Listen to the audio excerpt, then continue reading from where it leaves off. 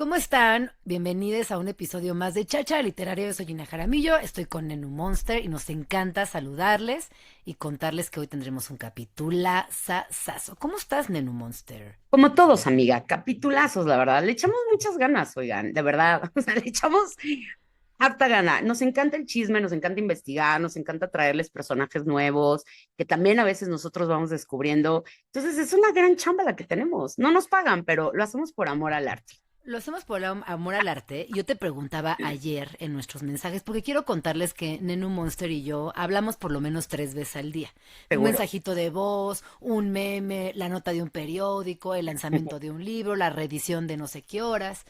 Y yo ayer, Nenu, te preguntaba si tú considerabas que las lecturas influyen directamente en tu vida o no. ¿Qué, Sí, qué pensaste de esto? sí, yo te voy a decir que sí, sobre todo estas últimas que he tenido. Creo que he sido más consciente de la lectura, si lo queremos poner en esas palabras. Creo que he sido más consciente de el lugar que ocupo en el mundo después de leer. Te voy a decir, a mí me cambió muchísimo la perspectiva después de que leí el libro de Lina Meruane que se llama Palestina en pedazos, que Librazo. no, sí, no he hablado de él porque estoy digiriéndolo, pero la primera parte es la historia de ella. Ella es una migrante, bueno, ella ya nace en Chile, pero su familia fue una de las tantas expulsadas hace muchísimos años de Palestina. Y creo que ya se los había contado aquí en Chachara. En Chile existe el mayor número de palestinos. Son como la comunidad más grande. Y Lina pertenece a esas familias exiliadas.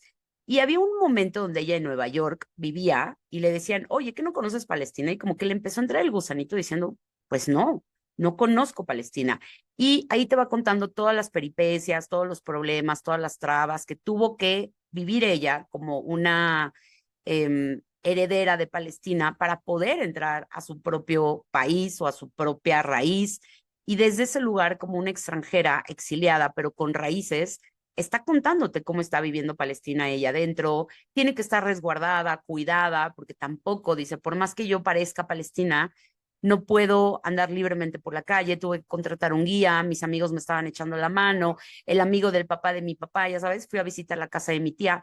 Sí, me pone en una perspectiva diferente. Lo mismo me pasó cuando leí Niña Pájaro Glaciar de Mariana Matija, que solo un poco aquí también, ¿no? Que son libros que hablan de la naturaleza y de nuestra relación con el mundo y con los otros seres vivos con los que lo compartimos. Creo que estos tres libros, si me preguntas, por lo menos me han cambiado sí la vida y sí la perspectiva. Yo la verdad pensaba en algo más superficial, Leno. A Tú ver. te fuiste muy profundo. Acabo, acabo de conectar con un artista que estudié durante la carrera, que es un fotógrafo, que se llama Cecil Vuitton. Yo toda la vida le dije Cecil Betón, pero Es no ir enteré. betón. Cecil Betón. Yo lo estudié mucho en la carrera, es un fotógrafo que es alucinante, que de hecho nuestro episodio del día de hoy va a empezar con él porque la autora Marta de Riesu, en Agua y Jabón, apuntes sobre elegancia y voluntaria, lanza la pregunta, ¿qué es la elegancia? Este es un libro bellísimo, del cual voy a hablar un poquito más adelante, pero si quieres vamos primero con Cecil. Y entonces yo a Cecil lo estuve viendo mucho esta semana, preparando el capítulo del día de hoy, y se me atravesó una boda. Y te lo juro que fue inevitable no irme vestida casi como una fotografía de Cecil. Como que me empezó a influenciar y me empezó a interesar y me empecé a reencontrar con esta persona y con su trabajo y con su manera de ver el mundo y de describir la elegancia en lo más simple, en pequeños detalles, también en escenarios que hacen las veces de contenedores de la vida misma. Entonces yo decía, qué chistoso que algo que estuve leyendo en la semana me influenció para vestirme y llegar a una boda, Wow, ¿no? Y yo wow, qué decía, bueno, pero ¿qué increíble. pasa si estás leyendo el Great Gatsby o si estás leyendo un libro de Frida Kahlo, que también estaremos hablando de ella más adelante? O sea, ¿hay algo de la lectura que de pronto se te va pegando? O si lees un libro de Natalia Lafourcade, escuchas sus rolas, o sea, como que te van influenciando de una Ah, manera indirecta y que está muy cagado, güey. Bueno, a mí me pasa.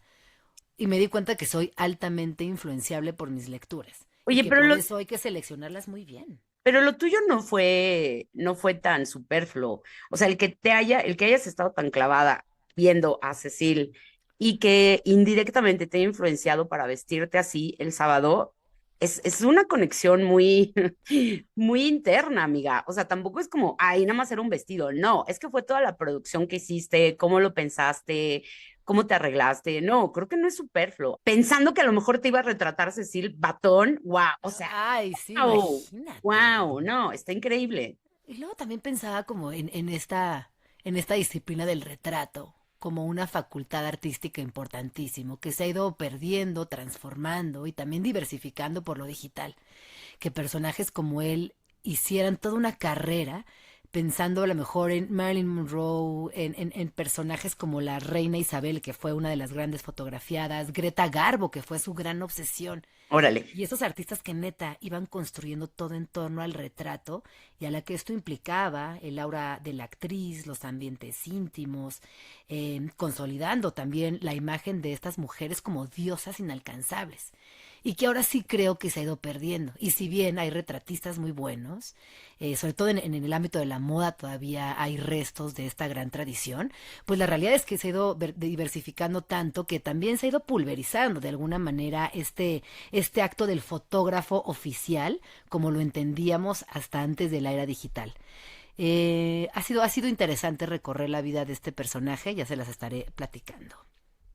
Oye, me encanta. Fíjate que yo conocí a Cecil, ¿cómo dices que se pronuncia en francés? Bison. Bison. Ajá. Cecil Bison, porque fíjate que él tuvo una película muy escandalosa. A ver, yo lo conocí por los Rolling Stones.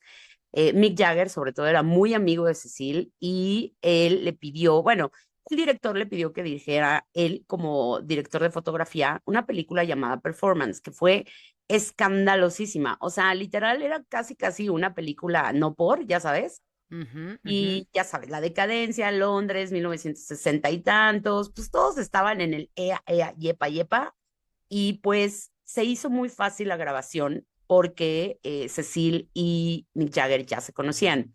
Y hay un dicho de Cecil que siempre se me ha quedado grabado, que es, el segundo mayor crimen que hay en el mundo es el aburrimiento. El primero es que seas un aburrido. Me encanta, ya ¡Ay, sabes, me como, fascina! sí, exacto. Oigan, Oye, pero si usted, ajá, pero perdónenme. era un tipo como muy, ¿cómo te diré? Él tenía un diario que después se hizo público y, por ejemplo, de Mick Jagger él escribía, es hermoso y feo, femenino y masculino. Estoy fascinado con las líneas finas y cóncavas de su cuerpo, las piernas, los brazos y esa boca que casi resulta demasiado grande. Si ustedes se van a Google y buscan Cecil Bertubison con Mick No, Jagger, ya, no, ya volví a leer porque le pregunté a Gemini a cómo se ver, pronunciaba. No, es que soy fatal. Yo le decía betón, así no se pronuncia. Luego dije que bisón, así tampoco se pronuncia. Según Gemini se pronuncia Viten, Viten, ok, Cecil Viten, Cecil Viten. pero se escribe Beatón. Órale, y también lo conocí porque fíjate que estoy viendo en Disney Channel la vida de Cristóbal Valenciaga. Mana, cuánto Ay, qué padre. chisme. Qué bárbaro. Voy en el Sí. primer capítulo y ya, Uf. mira, tiraron factos que, oye, se peleó a muerte con la Chanel. Se peleó a muerte. ¿Y sabes por qué se peleó con ella? Porque ella, sin que él se lo permitiera, lo sacó del closet. Y entonces, Ay, qué perruchi. y, pues no, No, es eso que no era se bien hace. perra, no, Ay, la no, pero tocó. eso está así como de, híjole. Sí, No, muy como mala hay copa. como códigos de la sagrada amistad que no se Sí, debe romper bajo ningún contexto, ¿no? Güey, así bajo es. nada del mundo. Pero mira, la Coco ya sabíamos que era bien Culé. papucha y era bien culé, la verdad. Sí. Y pues en una entrevista ella lo hizo. Y fíjate que en la partecita que estoy viendo de Cristóbal, que fue muy amigo de Cecil, pues él empieza a contar cómo fueron sus inicios, cómo empezó, quién le dio la lana para empezar, el problema no que tuvo en las primeras pasarelas porque no le pegaba, o sea, no le daba. Y como que la gente no le encantaba y él dijo, es que hoy venía de la Guerra Civil Española, él estaba exiliado en París, todo el mundo estaba triunfando, ya estaba Coco, ya estaba Dior y él no sabes el trabajo que le costó. Y fíjate que fue un tipo muy, muy, muy privado. No le gustaba andar en las fiestas y de locochón y andando con excesos, no. Como que él nunca quiso dar entrevistas, como que fue muy privado, como que su vida también no le gustaban las fotografías. Y esta miniserie que está en Disney, que se llama Valenciaga, si ustedes la buscan así, fue la última entrevista que le dio a una de las periodistas de moda más reconocidas, que fue la única que le pudo sacar la neta del planeta.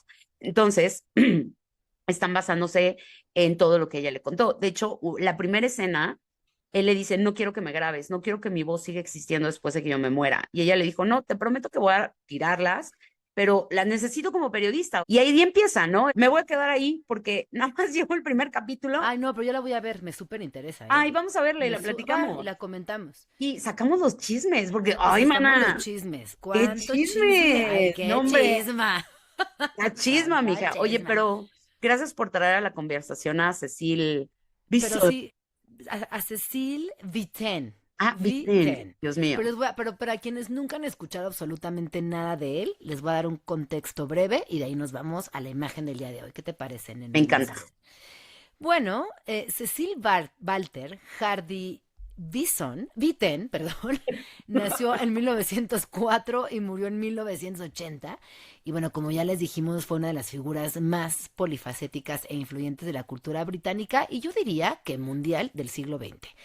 Él nació en el seno de una familia burguesa, londinense, casi media, clase media alta, pero él siempre estuvo con ganas de pertenecer a la realeza. O sea, él tenía como ese tema de soy parte, pero quisiera estar más arriba. Y algo que es importante porque va a perfeccionar su visión, va también a instruirlo en una puesta en escena teatral y una filosofía que va de la mano de lo social.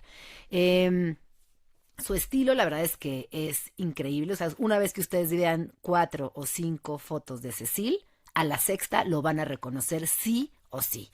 ¿Qué hay detrás? Bueno, pues hay romanticismo victoriano combinado con vanguardias modernistas, es decir, escenarios con cortinas de telas, con pliegues, con texturas y en primera plana algo muchísimo más lineal. Para él la belleza y el glamour eran algo importantísimo, sofisticado. Él tenía escenografías muy, muy meticulosas. Utilizaba fondos pintados, collages de papel periódico, telas sedosas, juegos de espejos. Espejos, como lo hemos platicado aquí, en el Renacimiento, donde se puede ver él, el artista, el sillón 3 veces, ¿no? Era como esta parte de multiplanos de ensueño y sofisticación atemporal. Y bueno, él le dio al clavo con la iluminación. Él de verdad que abre un camino para la iluminación etérea, iluminación suave, y esto se convirtió en uno de sus grandes, grandes sellos. ¿A quién fotografió? Bueno, pues a toda la bancada gloriosa. Desde la familia real británica hasta estrellas de Hollywood como Audrey Hepburn, Marilyn Monroe, Greta Garbo, que además Greta Garbo se convirtió en su obsesión más absoluta. Se sabe que él era, digamos, heterofluido, ¿no? Como que tenía una forma de vincularse con hombres y mujeres, pues de igual manera, nunca se asumió como bisexual, la palabra ni siquiera existía, menos pansexual, pero él era una persona muy fluida, pero sí se sabe que estuvo obsesionado, enamorado y tuvo una relación con Greta Garbo, pero lo mismo que con otros señores. Eh, Él siempre estuvo en búsqueda del amor, como muchos de los artistas, pero digamos que nunca se concretó nada. Búsquenlo, yo creo que les va a llamar la atención. Como ya dijiste, Mick Jagger fue otro de sus amigos, de sus colegas, que también fotografió varias veces.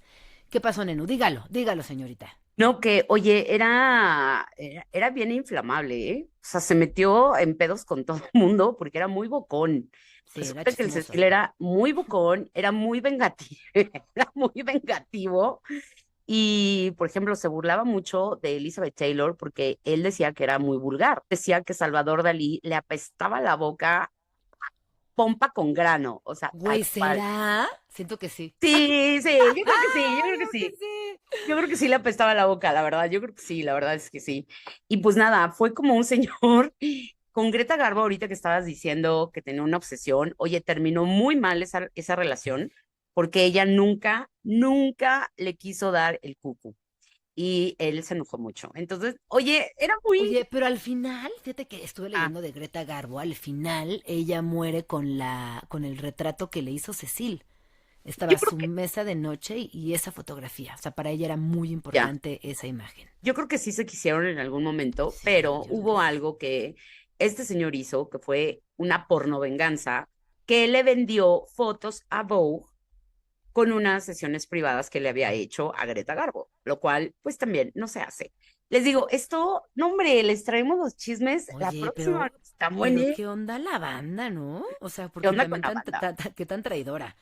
¿Qué onda con la banda? Ajá. Pero por favor, Oye, continúa. y hablando de Elizabeth Taylor, nada más un paréntesis. Ajá. Esta semana salió un nuevo disco de Taylor Swift. Yo soy mamá de una Adolen. Por lo tanto, ya escuché todo el disco de Taylor Swift. Yo no soy Swiftie, no le agarro la onda, no me encanta. Pero tiene una canción que habla de esta mujer de los ojitos violetas que acabas de decir. Elizabeth Taylor. Elizabeth Taylor. Y que está haciendo Ándale. una locura esa rola. Ah, Y vino mi sí. hija y me preguntó, oye, mami, ¿es verdad que Elizabeth Taylor tenía los ojos morados? Y es verdad que tuvo un montón de maridos. Y entonces, ¿por qué no la querían en su época? Qué Ah. interesante, ¿no? Cómo los personajes van dando vueltas por ahí y regresan a nuestras vidas ahora empaquetadas en Taylor Swift. Pues no está Pero, mal para que las no, chavitas como Javiera. sí, no, no está A mal. mí lo que me Sí. gusta, fíjate qué interesante lo que acabas de decir. Empieza a escuchar ella una canción de Taylor Swift que se llama Elizabeth Taylor o que me hace mención a Elizabeth y viene y te pregunta, mamá, ¿quién era Elizabeth Taylor? No, hombre, mijita, pues siéntate que te voy a contar toda la historia, Siéntate. ¿no? Que está padre que conozcan esas historias. También hay una, yo tampoco soy Swiftie, no la he escuchado, la verdad es que no me interesa, pero pues están los clips de TikTok que te la tienes que tragar, mana, te la tienes que tragar. Y Ofelia, que es, que se llama creo que la canción de Fate of Ophelia, Sí, sí, es sí. la Ofelia de Shakespeare que está hablando. Me gusta que, bueno, independientemente de que sea una codiciosa y que sea una multimillonaria blanca, sí, no importa. El punto es lo que les deja a las chavitas, que hoy a lo mejor van a investigar quién es Ofelia, probablemente quieran Ujú. leer a Shakespeare, quieran buscar una obra. Y eso, vamos a ver el rastrito, la estela de luz que va dejando Taylor Swift en nuestras En adolescentes. nuestros adolescentes. Mira, la verdad es que yo quedé no sorprendida, pero no me lo esperaba de ella, así que todo bien. Ahora sí, vámonos a la imagen. Hoy te quiero contar de una fotografía muy particular que cuando ustedes la vean van a entender también lo que pasaba por la vida de los artistas cuya historia fue atravesada por la guerra. Ya dijimos que Cecil se caracterizó por hacer fotos muy glamurosas, estar cerca de la realeza, de las artistas en Hollywood, de los grandes creativos de la época. Pero cuando viene la guerra, al igual que Coco Chanel, como ya lo hemos platicado en este podcast, y tantas otras personas más, pues se tuvo que adaptar. Y la fotografía de la cual les voy a contar el día de hoy se llama Women in the Reading Room de 1943 y es una fotografía muy, muy particular. Sabemos que este tipo de imágenes se activaron durante la guerra y que justamente varios artistas, pintores y en este caso Cecil retrató a mujeres que trabajaban en oficinas de inteligencia, archivo o propaganda visual durante la guerra. En esta época, pues muchas personas, entre ellas Lee Miller y Cecil, buscaban integrar de manera humana a estas personas que también formaban parte de la guerra. La composición es muy característica porque humaniza la guerra, una figura femenina centrada en su trabajo, con una luz lateral subrayando su rostro y las manos, esto como símbolo de disciplina y también de introspección. Vemos a una mujer sumamente concentrada, probablemente viendo notas en el periódico. En este escritorio hay varios libros, documentos, se alcanzan a ver algunas imágenes al fondo, una habitación además muy pulcra y ella está impecable en un uniforme de gobierno.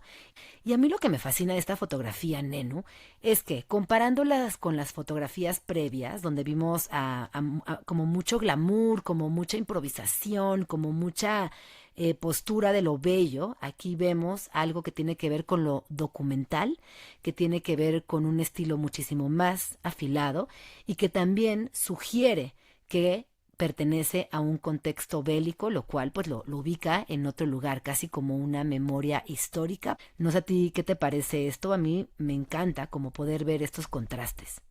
Me encantó. Te voy a decir por qué sí es del lado gubernamental, pero también es del lado femenino, del lado donde la fuerza de las mujeres durante las guerras se ve no en los campos de batalla, no en las primeras líneas, pero se ve en las oficinas administrativas, que era esto que hacían estas chavas, ¿no? Que era la Fuerza Aérea Auxiliar Femenina.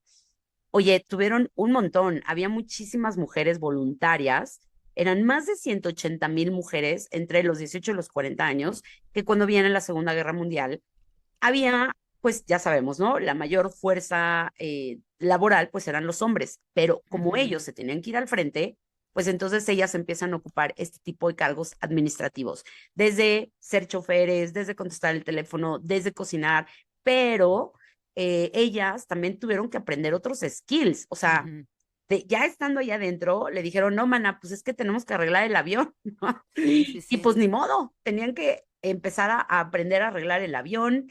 Claro, traían conocimiento, pero ellas le ayudaban a las otras chavas, descifraban códigos, un montón de mujeres las que ocuparon estos puestos masculinos y que cuando termina la guerra y ellos regresan a sus puestos, pues nada, mana, ellas regresan a su casa, ya sabes.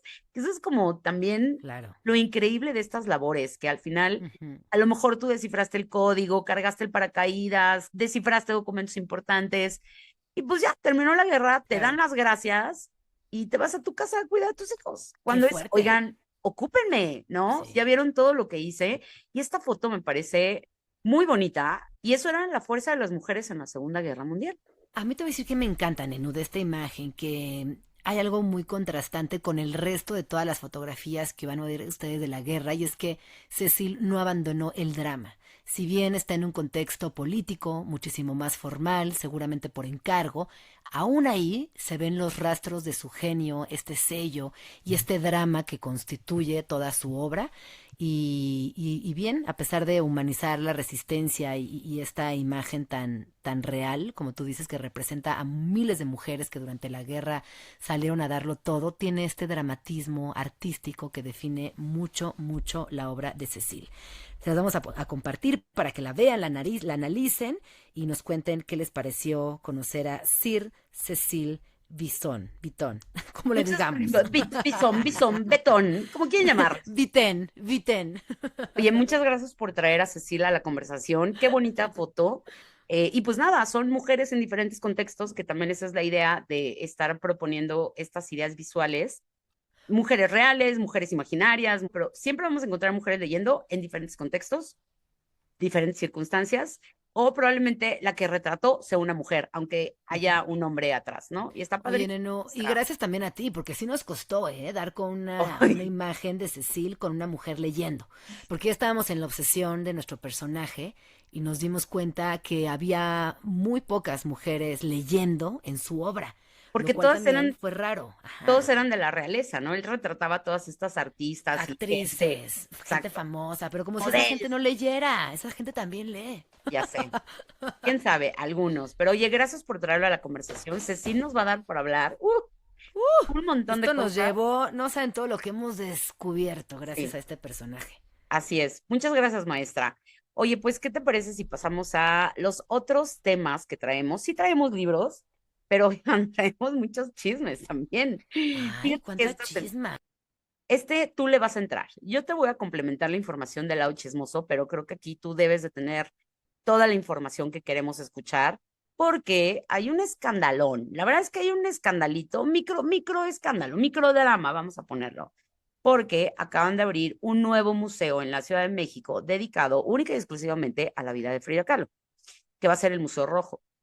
A diferencia de la Casa Azul, que ella lo compartió con Diego, a diferencia del estudio, este museo solamente va a estar dedicado a la vida y obra de Frida Kahlo.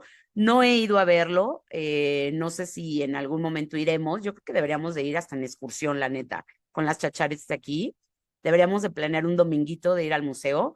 Pero bueno, lo que muestra este museo es que va a tener fotos, dónde dormía Frida, qué hacía, cuáles eran sus primeros ateliers, fotos de de toda su familia, las tías, las hermanas, la pachanga. Mm. Ahora, el escándalo viene porque, pues, digamos que todo el branding, si el anuncio y la página en internet está hecha en inglés y está hecha por una agencia que se llama Pentagram, que es muy Ujú. famosa y muy reconocida. Y pues nada, pues ya sabes cómo nos gusta armarla de a pedo. A ver, y tienen razón, ¿por qué Frida, siendo mexicana, tienen que hacerlo un extranjero? ¿Por qué no lo Sí. podemos hacer nosotros con una agencia mexicana, con colaboradores mexicanos, con, no sé, ahí, ¿qué nos puedes decir, maestra de Historia del Arte? Pues mira, yo cuando empezamos a hablar acerca de la Casa Roja, primero quise entender de qué se trataba la colección, cuál es el objetivo principal y qué piezas iba a reunir. A diferencia de la Casa Azul de Frida, este se centra principalmente en objetos personales y en su vida más íntima. Aquí vamos a ver objetos de vida cotidiana, recuerdos familiares y también espacios que reflejan su hogar, lo cual de entrada ya no nos pone frente a un museo de arte como tal, porque no hay una colección que se exhiba permanentemente, sino nos pone frente a la persona. ¿Qué pasaba particularmente con Frida y por qué quieren exhibir únicamente sus recuerdos? Mira, yo a Frida la quiero mucho, pero sí tengo que aceptar que en la última década, quizás en las últimas 2 décadas, este personaje se ha expuesto tanto, llegando al nivel de una caricaturización que si Frida viera, yo creo que se enojaría mucho. Yo creo que sí se jalaría las trenzas y diría, no puede ser que hicieron con mis cartas, con mis joyas, con mis objetos, con mi forma de ver el mundo. Sí creo que también hay algo que se ha convertido en un emblema, sí, que genera mucha lana también, que turísticamente hablando pues es un golazo, pero creo que artísticamente se ha perdido un poco esa esencia de Frida. Yo creo, Nenu, que habría que entender cuál fue el motor de la familia, porque toda la obra de Frida Kahlo, y esto sí hay que decirlo, está sumamente protegida por sus sobrinas. O sea, nadie puede decir nada, hacer nada y mover un dedo sin las sobrinas. No, te voy a decir por qué no. Aquí yo te traigo otro chismecito para complementar. ¡Eh! Otro chismezón. Venga, venga. Ahí les va. Mira, Frida se muere en 1954 y ella le va a dejar todo a una de sus sobrinas que se llama Isolda Pinedo Kahlo. Cuando Isolda se muere, ella se los deja a su vez a su hija que es María Pinedo. Pero algo pasa, a ver, y creo que tendríamos que entender esto, cuando un artista tiene este renombre, cuando empieza a crecer post-mortem, ¿no? Porque Ujú, Frida sí ujú, fue famosa en sí. vida, pero fue mucho más famosa después de que se murió. Empiezan pues contratos, préstamos, ventas de obra, que a lo mejor una persona común y corriente, híjole, no sabrías cómo manejarlo de la mejor manera. ¿Y qué pasa?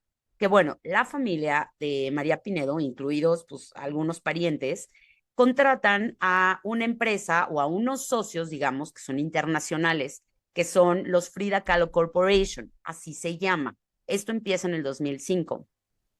Entonces, ¿qué hicieron con esto?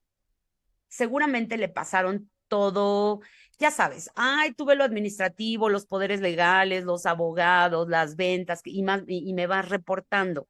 Porque yo creo que sí, a lo mejor siendo tú y yo personas de a pie, qué difícil puede ser saber y tener todos los conocimientos para poder mover las obras y los derechos y las reproducciones de alguien como Frida Kahlo.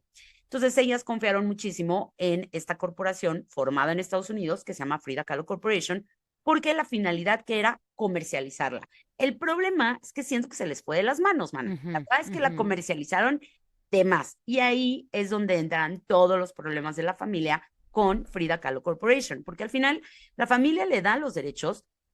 Corporation hace pues, lo que él cree mejor en sus razones comerciales para poder venderle los derechos, por ejemplo, a Mattel, ¿no? ¿Te acuerdas que Mattel sacó La Barbie.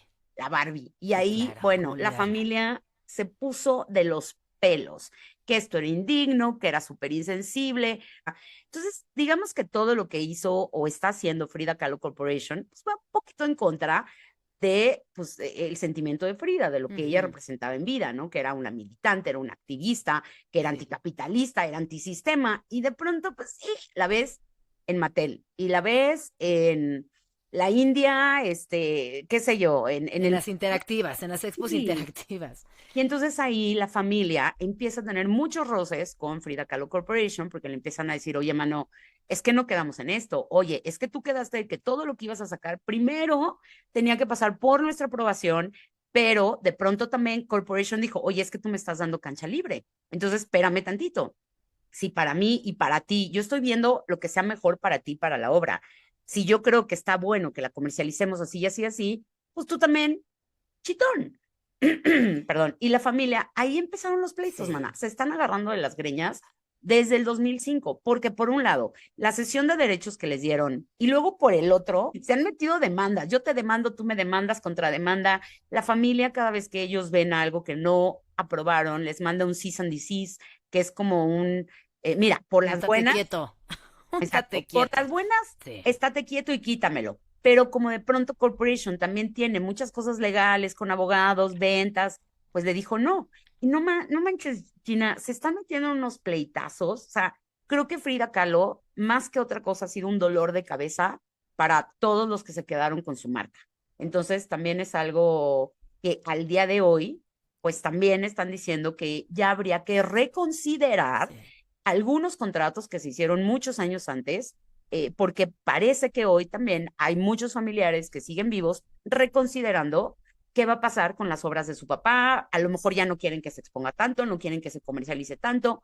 Como podemos poner un ejemplo, David Bowie, ¿no? David Bowie ya lo vemos hasta en el Zócalo, que lo están vendiendo en un muñequito de peluche. O sea, David Bowie también los hijos, bueno, el hijo, está vendiendo todo, todos los catálogos, todas las reediciones, el museo que acaban de abrir en Londres, que a ver, no sé si me parece mal versus el conocimiento de este artista a niveles estratosféricos. Es que para mí el caso de Frida Kahlo es muy particular porque ella hoy es un símbolo. O sea, tú puedes ir a la Casa Roja, escucha Mm. esto, y no ver ni una pieza original de Frida y Ah, aún así estar en contacto con Frida. ok. O puedes ir a la exposición inmersiva, tú las traes, que te pones el visor de inteligencia artificial y no ver ni una obra original de Frida.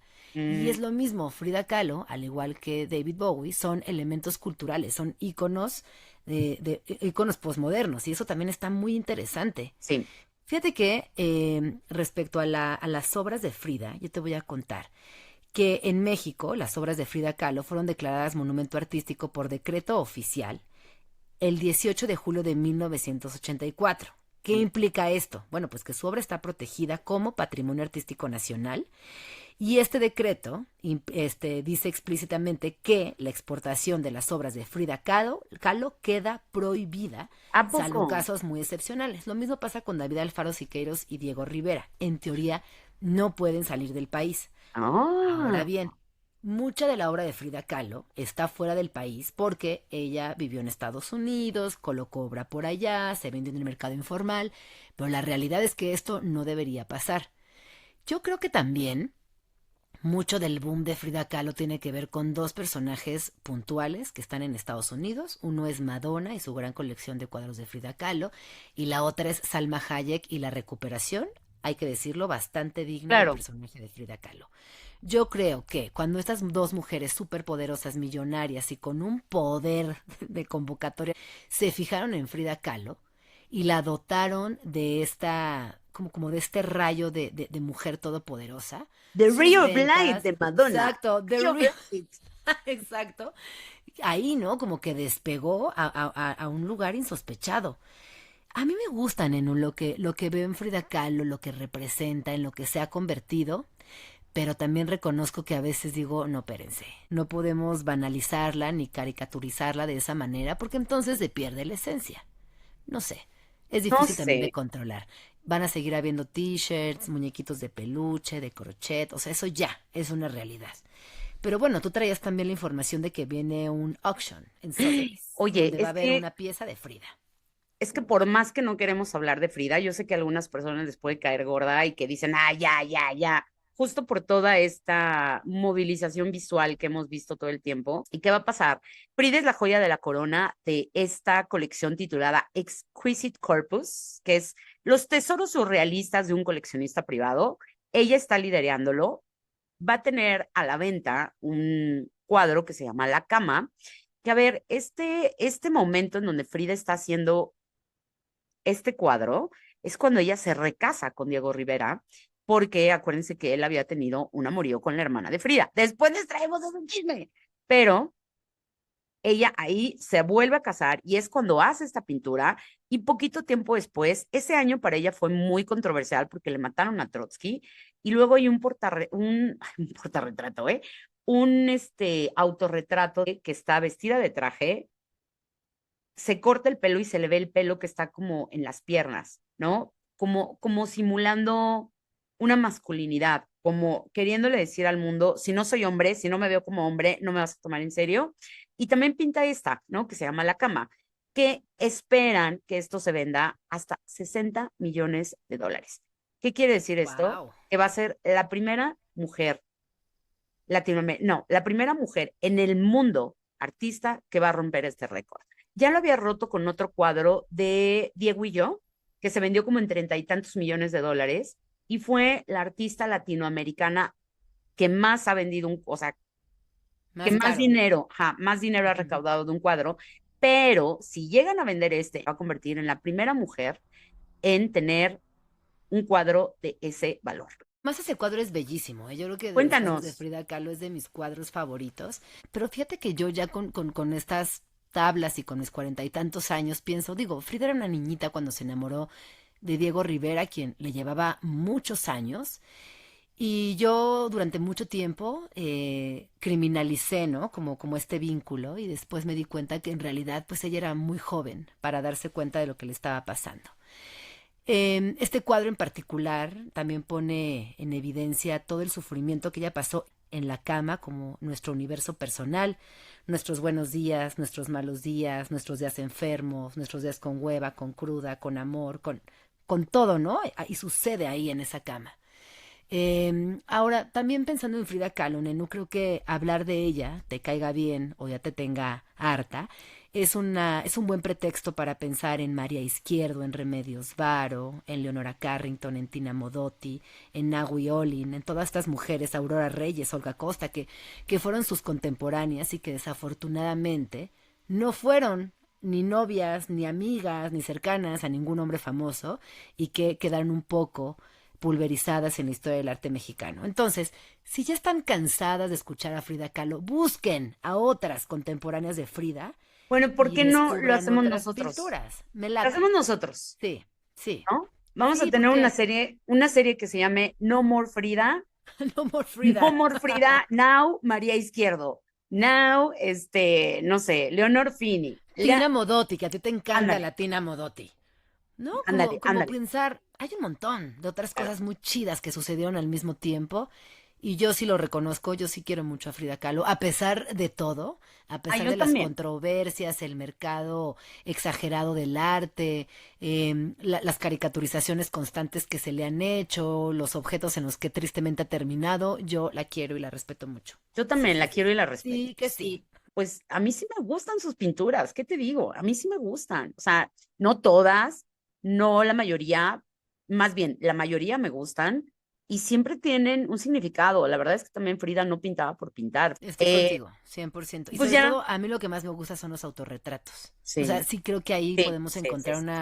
una secuencia de momentos importantes, muchos relacionados con sus vínculos sexoafectivo, pero muchos también con su relación con el cuerpo. No, y te voy a Bien por decir, Frida, estaremos hubo, pendientes de esa subasta. en unos próximos días les estaré contando una historia que va a salir en un booklet de eFanzine, ya lo puedo contar, que se va a llamar Chismecito Pop, lo van a poder encontrar digital, luego les paso todo, estamos terminándolo. ¡Woo! ¡Woo! Aplausos, por favor. Oye, pero justo ahí yo estoy contando un cuadro de Frida que lo hizo por encargo. O sea, a ver, Frida también en algún momento tuvo que vérselas ella solita cuando se separa de Diego y ella estaba muy contenta y estaba diciendo, vaya, por fin tengo mi dinero para mí sola. Y ese cuadro es tan macabro, Gina, pero se los traigo cuando salga para que lo podamos contar aquí y podamos contar el chisme de ese cuadro. Pero ella pintaba destajo con tal de ganar dinero, ¿eh? Y lo único que puedes hacer es mantenerte de tu arte, te vas a vender, como ya lo hemos hablado y nos has explicado, ¿no? Que son artistas que también se comisionan para pintar a la familia, pintar al perro, pintar a no sé quién, y pues ni modo, pues era chamba y te caía el varo y tenías que vivir, mana. Hermana, si yo te contara los comerciales que hice la semana pasada. Oye, pero hablando de Frida Kahlo, nada más les Ajá. voy a decir una cosa. Hay un cuadro muy famoso que se llama La Mesa Herida que está perdido. Y sobre ese Sí, cuadro hay un libro. Entonces sí. también pueden, si ya se clavaron con el tema, pueden buscar el libro de La Mesa Herida y entrarle también desde ahí a la Frida Kahlo. Al cuadro perdido, el chismazo, qué El chismazo. chismazo. Oye, y ya para cerrar esto, nada más te voy a decir que adentro de esta colección, de este coleccionista privado, hay más de 80 piezas, todo tiene que ver con el surrealismo. Hay esculturas, hay pinturas, hay de todo. Y adentro, fíjate que adivina quién está en esta subasta también. ¿Quién? Salvador Dalí, tu consentido, Órale. señor mágico, tu señor de los cielos. Fíjate que él se espera que se venda su cuadro en $3 millones. O sea, la verdad, a comparación de Frida, que están pensando venderlo en 60, pues no es nada, mija. La Ay, verdad. la verdad es que, ¿sabes qué? Me da mucho gusto. O sea, si existe el más allá, que yo no sé ni qué pensar, pero si existe el más allá, güey, el karma se está haciendo El realidad. karma te va a alcanzar. Oye, El y karma te va a adivina alcanzar, culero. quién, quién también va a estar, Max Ernst. Nuestro Ah. amigo Max Ernst también. Acuérdense que él fue esposo de Leonora Carrington, con el cual también tuvo la aventura de su vida. Bueno, va a estar un cuadro Y de luego de Peggy Guggenheim. y luego de Peggy. Ay, no, les debemos la historia de Peggy. Y luego de Oye, Peggy y ya Guggenheim. por último está Dorothea Tanning y René Magritte, que también son muy famosos y muy Ay, conocidos. sí. Y oye, cuéntanos de esas colecciones privadas. ¿Qué pasa? O sea, yo tengo 80 cosas de mi abuelo y un día digo, ya no las quiero y las mando a Sotheby's. Pues ¿Cómo mira, cuando tú funciona? tienes colecciones privadas, ya sea que la hayas heredado o que hayas ido acumulando a lo largo de tu vida, es muy importante que esté respaldado por certificados de autenticidad, sobre todo con estos artistas tan gigantes, donde han habido múltiples copias y muchos vivos se han querido aprovechar. Entonces tú una vez que tienes tu colección privada, certificada y reunida, lista para venta, hay dos casas de subastas gigantescas en el mundo. Una es Christie's y la otra es Sotheby's. Entonces tú dices, bueno, tengo esta colección. Ellos hacen un avalúo de las piezas y hay un precio de salida. El precio de salida es con el que el martillo inicia y esto puede ir, bueno, aumentando hasta el fin de los tiempos. Ahora, respecto a esta subasta en particular, la buena noticia es que la vamos a poder ir siguiendo en las redes sociales, que esto me fascina porque antes no pasaba. Tú te Total. puedes meter al link que lanza la casa de subastas ese día e ir acompañando esta venta fabulosa y que además es muy emocionante porque está la persona del martillo, que es que van diciendo quiero 400,000, 600,000, 800,000, ¿quién da más? Y en el teléfono tengo 1,200, 1,400 me dicen por allá, el coleccionista de Japón da, ¿no? Y entonces eso es súper emocionante, pero ahora lo podemos acompañar. Pero bueno, respondiendo a tu pregunta, tú puedes hacer con tu colección lo Ok, que tú quieras, siempre y cuando tengas los papeles que acrediten que son fidedignos. ok. En México está Matos Moctezuma, que además de ser un excelente evaluador, tiene una casa de subastas. Y ahí también, pues las personas que tienen sobre todo obra de este periodo en específico en México, Frida Kahlo, Diego Rivera, Nahui Olin, van con el señor Matos Moctezuma. Él les dice, no, me parece que es falso. Por ejemplo, hay un montón de falsos de bocetos de Rivera. Ok. Todo mundo tiene en su casa un Un Rivera. sombrerito, un Rivera, un sombrerito de un trazo de una persona sentada. Ok. Entonces tú vas con el señor Matos Moctezuma, que además fue mi profe, y lo quise mucho. Ah, mira. Que, bueno, que además Matos Moctezuma, Rafael Matos Moctezuma es el de la casa de subastas. Y Eduardo Matos Moctezuma es el arqueólogo famosísimo de aquí de Templo Mayor. O sea, famosas las familias porque son muy estudiadas y ¿Qué muy onda? clavadas. ¿Qué onda ¿Qué con onda los con esas hermanos? familias? ¿No? Sí, Así que todos son súper famosos y todos súper súper exitosos. famosos. Y bueno, con Rafael Matos Moctezuma y ahí pueden ver si son originales o no son originales. No sé si respondí, hermanín. Sí, no, total. Fíjate, sabes, también que era un gran coleccionista de arte que también después se subastaron todas sus cosas, Yves Saint Laurent. Ah, ¿pero quién Pero es él? era, o sea, él tenía Matisses, tenía Picassos, tenía, uff, un montón. Luego les traigo ese chisme, pero era un gran, gran coleccionista de arte. De hecho, él basó muchos de sus diseños hay un cuadro famosísimo de Picasso, que es el de la mujer que trae como un traje azul rey, Ujú. una nariz muy respingada. Luego se los pongo porque no me acuerdo, pero él basa muchas de sus diseños en los cuadros y muchas de sus colecciones. Y hubo una colección importantísima que muchos museos se pusieron de acuerdo en París, 6 museos muy importantes, cada uno que tenía algún cuadro donde él se hubiera basado, iban y ponían el vestido en el cual se basó. Imagínate haber vivido en París en ese momento, que no fue hace tanto, ¿eh?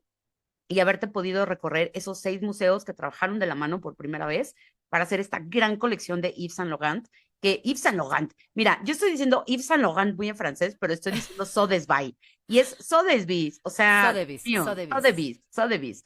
Sotheby's. Y pues nada, está bien interesante cómo esta gente se hace del arte, coleccionan, y pues, mana, yo creo que tendremos que empezar a coleccionar, sí, la verdad. Ay, sí. Bueno, nada más para cerrar este paréntesis de las casas de subastas.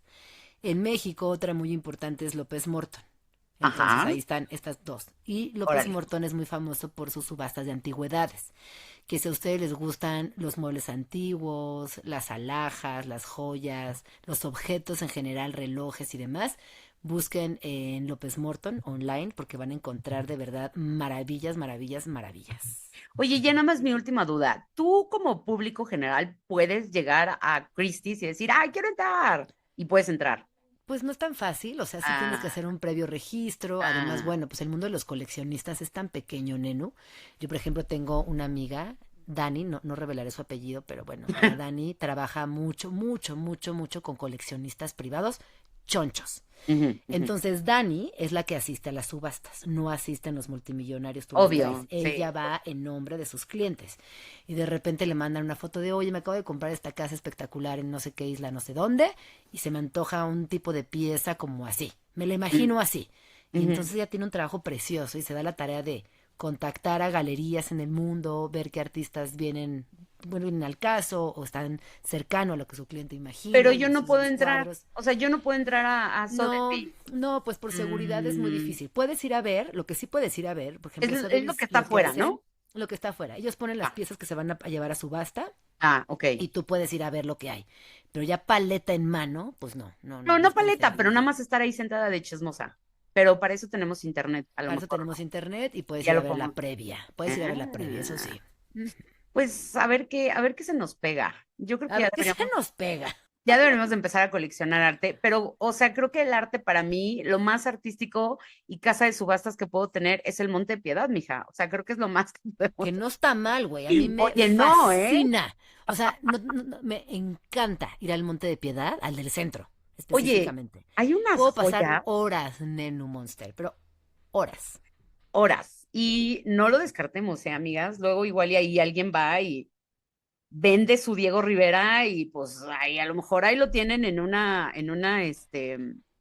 en un Monte de Piedad, oye, en un Sí. Monte de Piedad, A puede mí lo que me ser. da cosita del Monte de Piedad es que luego ya sabes cómo soy de clavada y empiezo a pensar, puta, es que ¿por qué habrán vendido esta joya? ¿Habrán tenido alguna como Sí, alguna dificultad? ¿No la oh, recuperaron? Pero obvio. me encanta. O sea, me fascina ir al Monte de Piedad a ver las vitrinas y vitrinas que sean anillos, aretes, Órale, dijes. Ay, no, me encanta, me fascina. me encanta la idea. Oye, pues me encanta la idea. Vamos a pasar al otro tema que tenemos, que tiene que ver un poco con todo lo que hemos estado hablando, porque es alguien que es muy famoso, alguien que también se convirtió en una marca. Y para este momento que ustedes están escuchando, yo voy a hacer una apuesta contigo de que no va a ganar el premio Nobel Haruki Murakami. No sabemos quién gane. Ya para estas fechas que lo oigan, Ay. ya tendremos a un ganador. No sacan a los nominados como si fuera un premio Oscar, sino que pues nos enteramos siempre, grandes sorpresas nos hemos llevado en los últimos años, porque creo que ni siquiera estaban en el radar, tipo Annie Ernaux, John Foss, Han Kang, que fue la última, no estaban ni siquiera en el radar y fueron los ganadores, ¿no? Siempre se han mencionado nombres como Mircea Cartarescu, que es uno de los que siempre está, Margaret Atwood también es otra, y Haruki Murakami. Güey, pues fíjate que a Margaret Atwood sí la veo cerca, ¿eh? Pues bueno, vamos a hablar de Murakami, que ojo, no se ataquen. Esto no lo estamos diciendo nosotros, no es una crítica personal a su autor favorito, si es Haruki Murakami. Qué bueno que lean a Haruki. No es que no nos guste a nosotros, sino que, a ver, cuando llegó su boom y llegaron sus traducciones y se empezó a ser muy famoso, yo me devoré como 5 libros de Haruki al hilo, ¿sabes? Tokyo Blues, El pájaro que da cuerda al mundo, Kafka en la orilla. Vaya, le leí mucho y estaba yo muy clavada con su literatura. ¿Por qué? Porque es multicultural, es muy digerible y sobre todo te puedes identificar con todos los personajes. Este es un gran contra que él tiene para ganar el premio Nobel. ¿Por qué?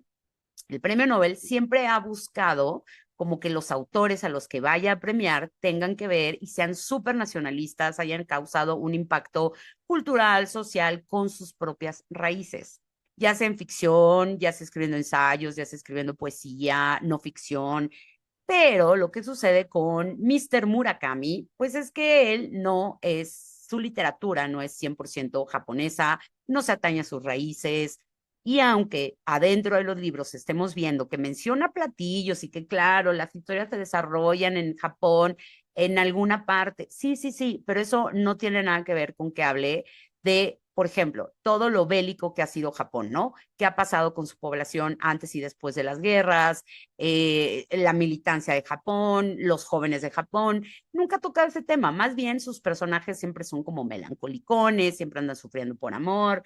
Y pues tiene un toque de realismo mágico, que esto no tiene nada de malo, simplemente que a la academia no le interesa ese tipo de literatura como para poderla premiar.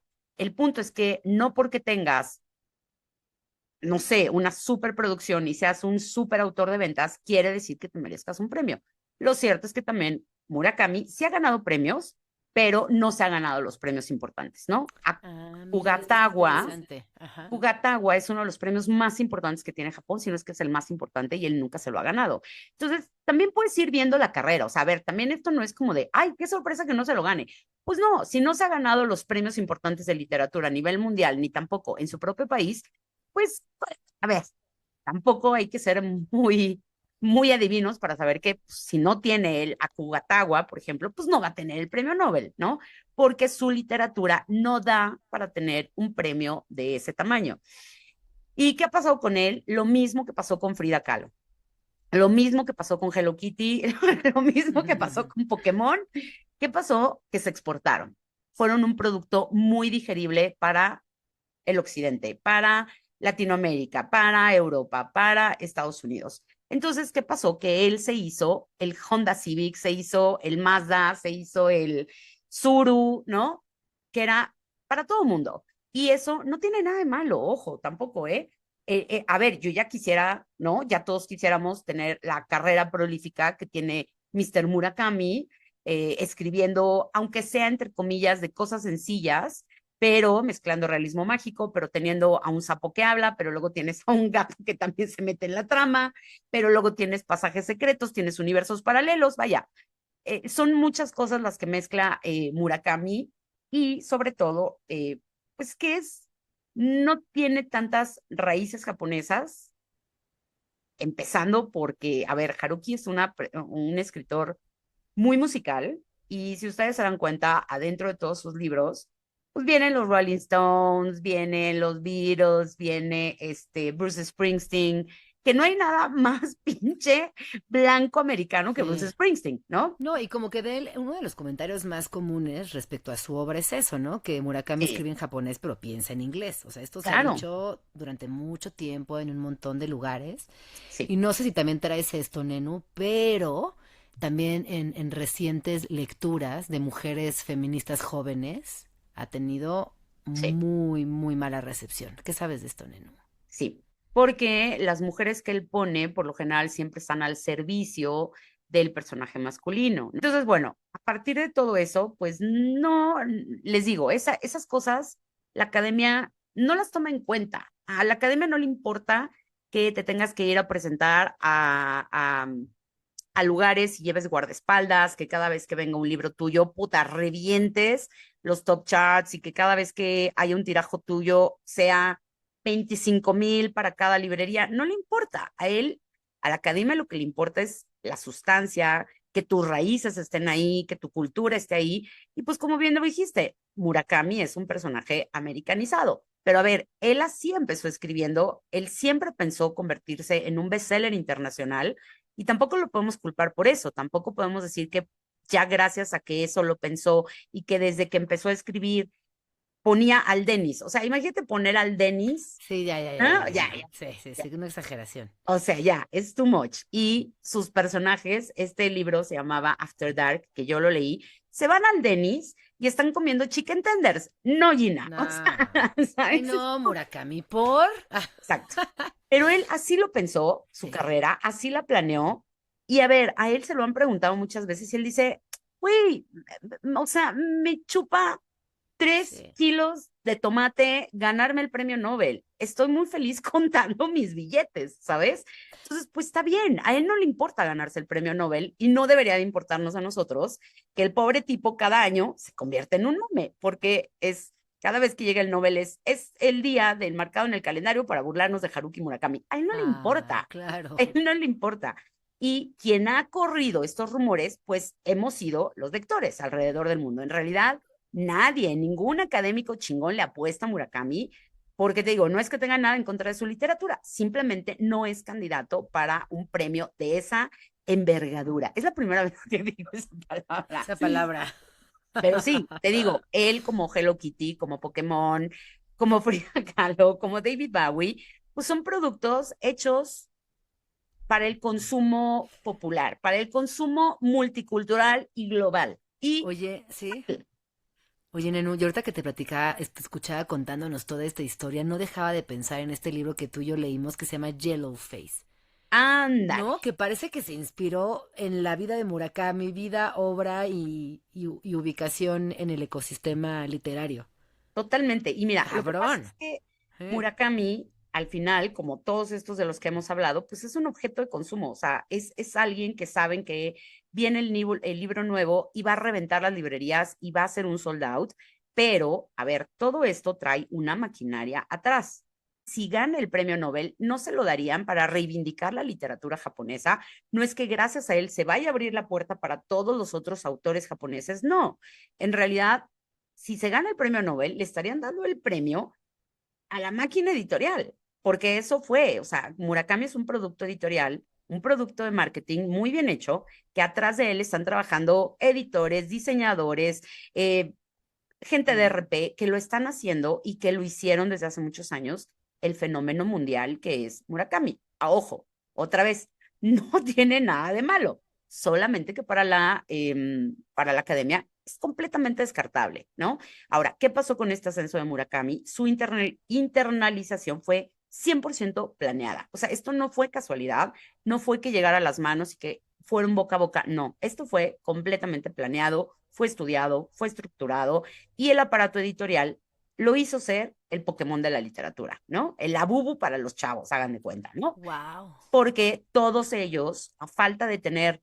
a alguien de exportación, a otro escritor japonés que pudiera permear a todas las culturas, pues agarraron a Murakami, que tenía lecturas muy digeribles, lecturas que tú te puedes relacionar con los personajes muy fácil. Yo no sé si te ha pasado que cuando leemos literatura japonesa, de pronto la puedes sentir muy lejana, poco conectar con ella, porque hablan mucho de su cultura, mucho de su folclore, sus raíces, sus tradiciones, y pues tú lo ves simplemente como un espectador y dices, ah, órale, está bonito, pero difícilmente conectas. Y les voy a contar un ejemplo, que esto lo cuentan sus editores, ¿eh?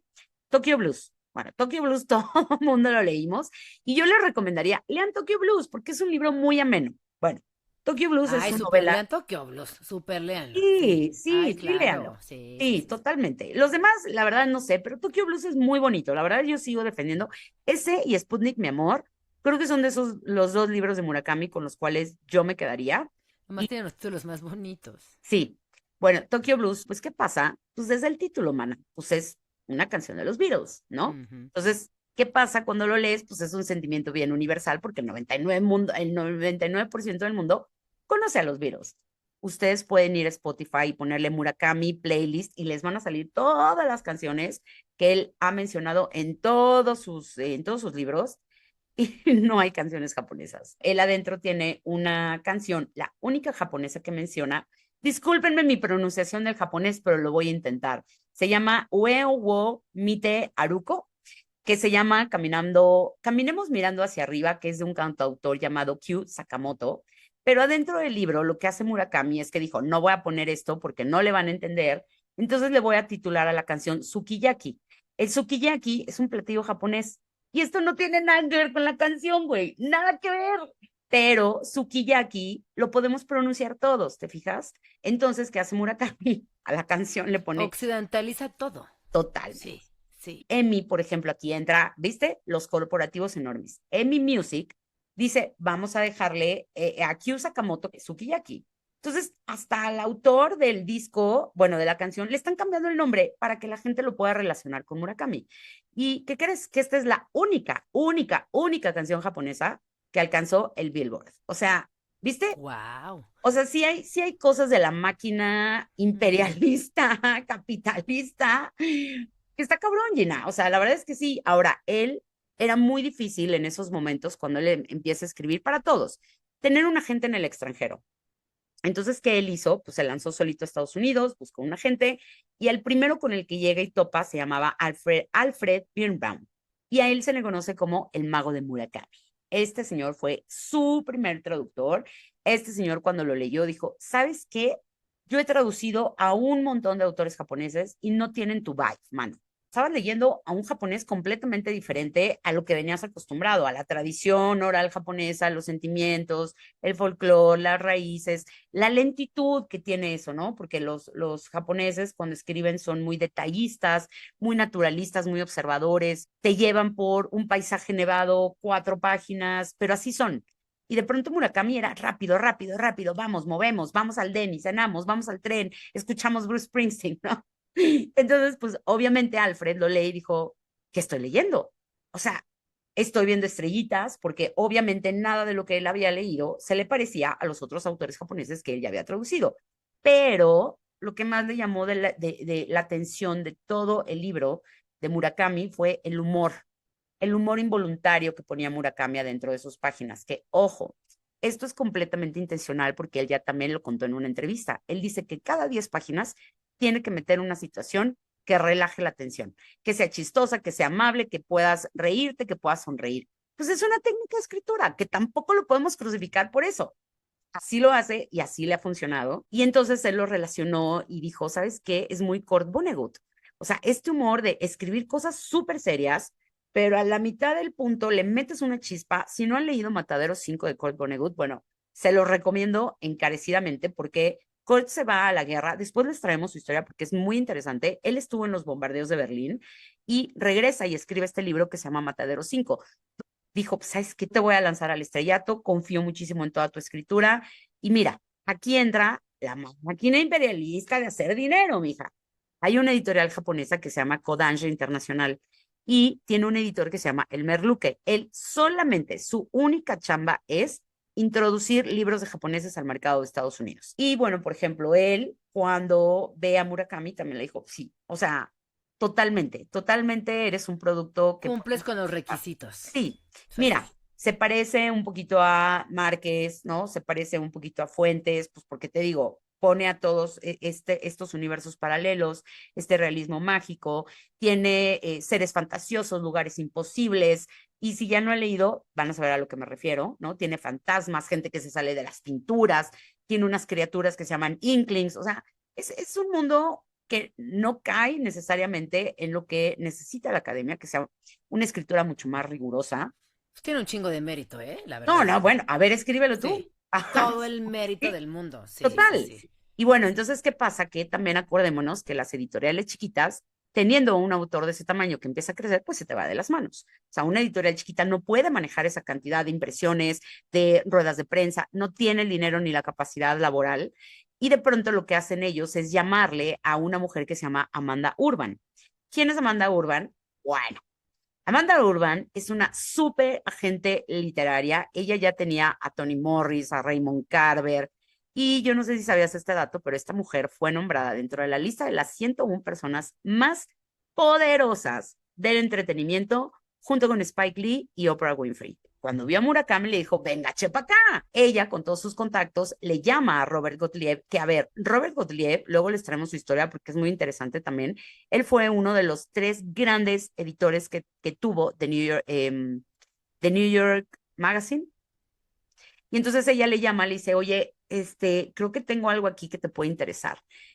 En ese entonces, todas las revistas, y creo que el día de hoy, The New York Times y The New York Magazine, siguen teniendo como este estatus de culturales, ¿no? De iconoclastas, de estamos leyendo lo que nadie lee, nosotros somos los que dividimos el mundo entre lo que es bueno y lo que es malo.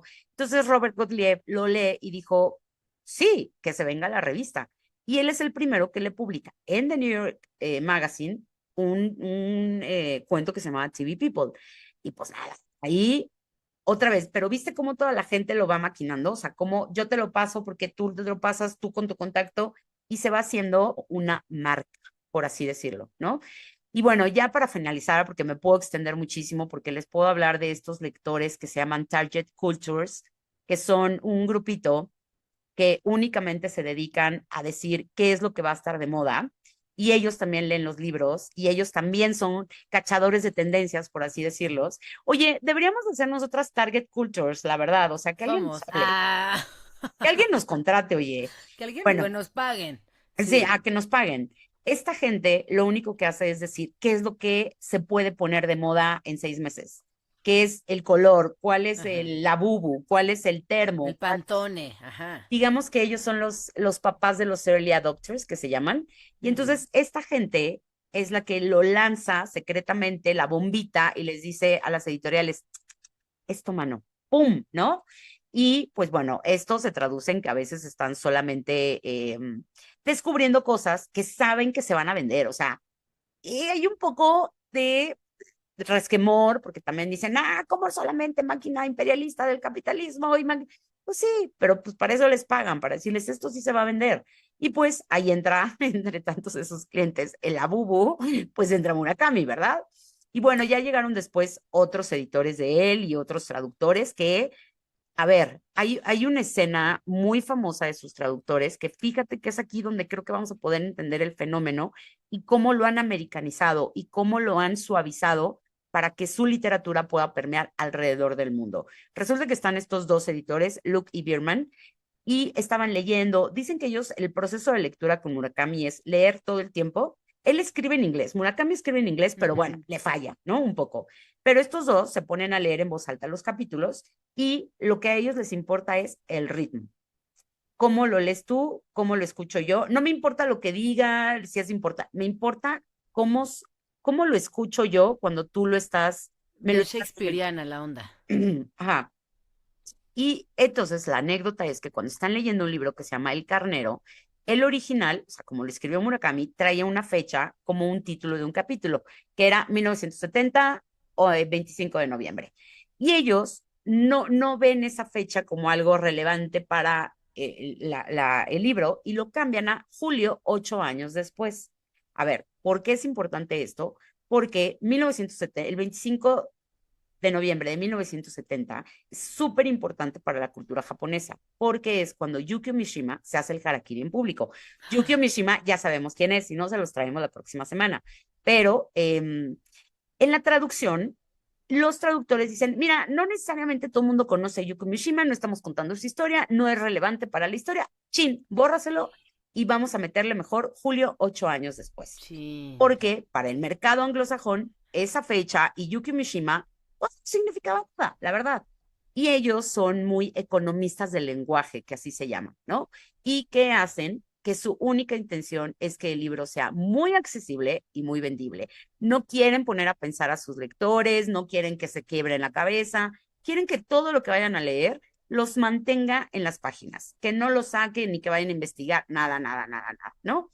Entonces, pues ahí es una de las tantas anécdotas que están contando y cómo, pues al final es una máquina. Entonces, es una Sí, sí lo máquina de es, total. producción. ¿Cómo le ayudamos? Mejorando su imagen.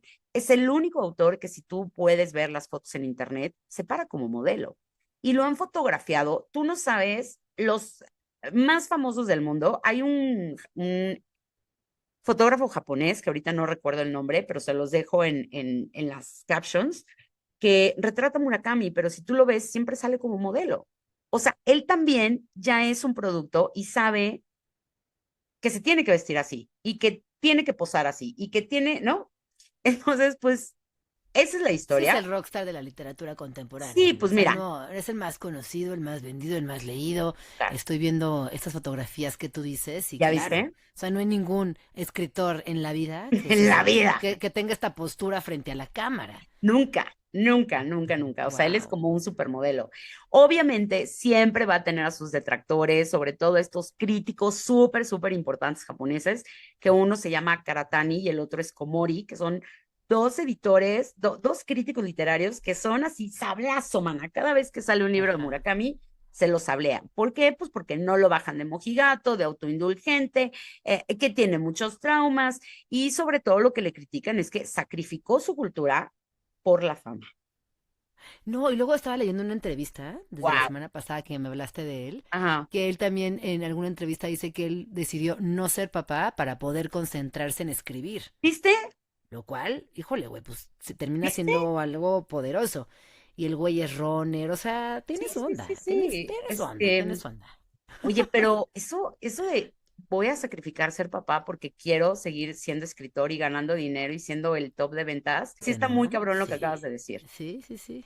Y bueno, ya para terminar, bueno, ya sabemos cómo a Murakami lo convirtieron y él también ayudó para esta internalización. Nada es gratis, todo ha sido una máquina de trabajo y desde él te digo, a ver, tú escribes una historia así que pegue, pues no, o sea, tampoco está tan cagado ni tan, ¿no? Hacer unos bestsellers tiene su chiste. Em, Pregúntenle a Dan Brown, pregúntenle a toda esta gente, oye, hay que tener ingenio, hay que tener chispa, hay que tener tema, hay que ser rápido, economizar el lenguaje, pues nada, para que pueda ser un bestseller, que tampoco tiene nada de malo ser un bestseller. Mija, No, tú y yo quisiéramos ser un bestseller y vivir de eso, ya claro. quisiéramos, claro. Entonces, Sí. la academia no, o sea, no va a entrar nunca a ganar este premio, pues por todo lo que ya hablamos, ya no necesitamos otra vez volver a hacer una recapitulación, pero pues eso, ¿no? Yo Ay, no sé pues a si ver tú quién sabías gana. yo no sé si tú sabías que Freud tampoco nunca ganó un Nobel. Y igual que Murakami, ¿eh? Mira, lo proponían y nunca ganó un Nobel porque también la academia, dentro con su cuerpo médico, fíjate que uno de ellos dijo que no tiene base científica lo que está diciendo Freud. Entonces no le pueden dar el premio Nobel. Pues esa es la historia de Murakami, cómo empezó, cómo creció, cómo es hoy lo que es hoy. Y pues esto tiene que ver también mucho con dos cosas que están pasando, man. Una cosa es el Cool Japan y otro es el K-pop. O sea, son estas máquinas, infraestructuras del gobierno que están trabajando de la mano con cultura. ¿Para qué? Pues para lanzar sus productos al mundo, ¿no? Para que esto sea más digerible para todos los que lo vemos de fuera. Es como si nosotros, ahora que exportamos al mundo, que nosotros no lo decidimos, lo decidió nuestro gobierno, porque permitieron que vinieran a grabar aquí al Zócalo la película de James Bond 007 con el desfile de Días de Muertos. Hollywood lo Eso. decidió. Hollywood lo decidió de manera. Exactamente, Sí, pero sí, sí. junto con el gobierno de la Ciudad de México. Y ahora todo mundo hace altares de muertos. Y a mí me encanta, ¿eh? O sea, yo te voy a decir, a mí no me molesta en lo absoluto que haya gente de Suiza diciendo, Sí. acabo de ver un altar mexicano, me parece lo más precioso de este mundo, espero no faltarles al respeto, voy a poner el mío, ¿no? Y entonces ahí está la gente diciendo, ponle una frutita, ponle un juguetito, Ujú. ¿no? No, a Y ver, yo esa aquí sí. ola, pues, ¿qué te digo? Sí. No, yo aquí justo en este punto del Día de Muertos, y te lo he contado a ti, sí tengo mis opiniones encontradas.